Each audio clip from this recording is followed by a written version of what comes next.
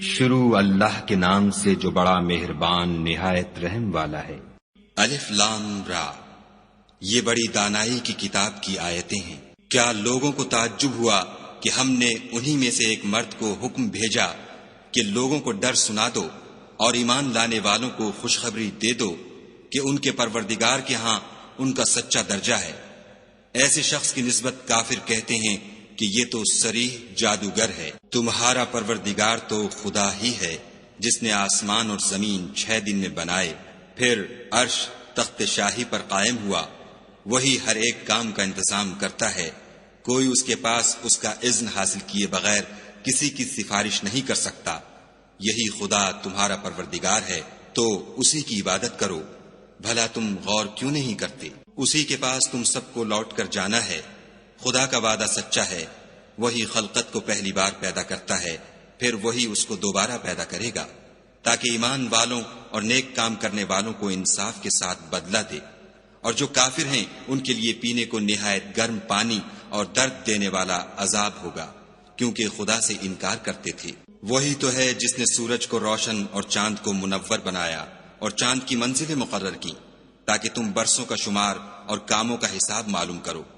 یہ سب کچھ خدا نے تدبیر سے پیدا کیا ہے۔ سمجھنے والوں کے لیے وہ اپنی آیتیں کھول کھول کر بیان فرماتا ہے۔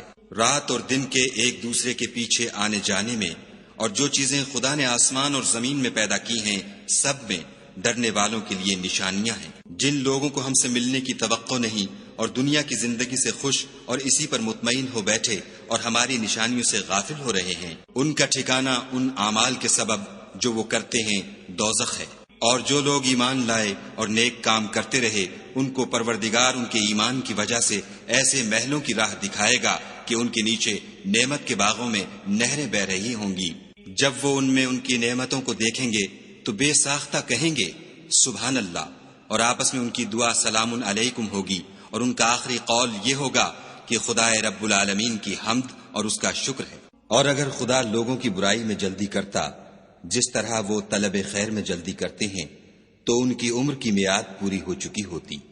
سو جن لوگوں کو ہم سے ملنے کی توقع نہیں انہیں ہم چھوڑے رکھتے ہیں کہ اپنی سرکشی میں بہکتے رہیں۔ اور جب انسان کو تکلیف پہنچتی ہے تو لیٹا اور بیٹھا اور کھڑا ہر حال میں ہمیں پکارتا ہے، پھر جب ہم اس تکلیف کو اس سے دور کر دیتے ہیں تو بے لحاظ ہو جاتا اور اس طرح گزر جاتا ہے کہ گویا کسی تکلیف پہنچنے پر ہمیں کبھی پکارا ہی نہ تھا۔